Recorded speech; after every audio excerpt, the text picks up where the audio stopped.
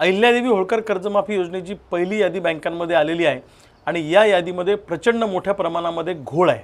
उदाहरणार्थ एखाद्या शेतकऱ्याचं बँकेमध्ये थकलेलं पीक कर्ज हे जर 1,25,000 रुपये असेल तर सरकारच्या कर्जमाफी यादीमध्ये फक्त 70,000 रुपये दाखवलेले आहेत।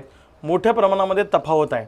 यामध्ये सरकारी अधिकाऱ्यांचं स्पष्टीकरण असं आहे की सरकार बँकांसोबत OTS करणार आहे आणि उर्वरित रक्कम बँकेनी त्या शेतकऱ्याला राईट ऑफ करायची आहे असं सरकारमधल्या लोकांचं म्हणणं आहे।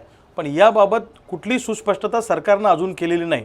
त्यामध्ये काही अधिकाऱ्यांचं म्हणणं असं आहे की 30/9/2021 रोजी अगर तत्पूर्वी NPA झालेली जी खाती आहेत याला 35% रक्कम सरकार देणार आणि उरलेली जी रक्कम आहे ही बँकेने राईट ऑफ करायची आहे। यामध्ये त्यांनी 2022, 2023, 2024 आणि 2025 वेगळ्या वेगळ्या वर्षी थकीत झालेली जी पीक कर्ज आहेत त्याच्यासाठी 55%, 70%, 85% रक्कम सरकार देणार असं म्हटलेलं आहे। परंतु या बाबतीतली कुठलीही सुस्पष्टता सरकारने केलेली नाही आणि बँका मात्र वरचे पैसे भरून घेण्यासाठी शेतकऱ्यांकडे तगादा लावत आहे। प्रचंड मोठा गोंधळ निर्माण झालेला आहे। त्यामुळे सरकारने या बाबतीमध्ये स्पष्टीकरण दिलं पाहिजे आणि 2 लाखापर्यंत जर तुम्ही सरसकट कर्जमाफी करणार होते तर ही OTSची स्कीम आणली। आता या OTSच्या स्कीममध्ये बँकांनी राईट ऑफ करायचं आहे म्हणजे आमचं सिबिल खराब होणार आहे याची जबाबदारी कोण घेणार आहे। त्यामुळे सरसकट कर्जमाफीचा जो सरकारने शब्द दिला होता तो सरकारने पाळला पाहिजे असं आमचं स्पष्ट मत आहे।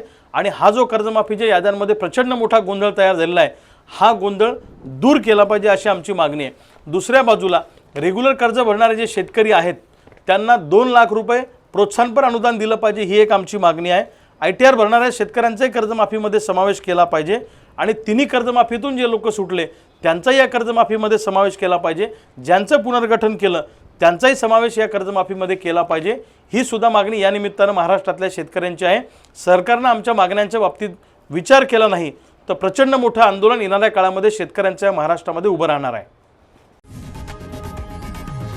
लोकशाही मराठी ऐका, पहा, जागरूक रहा।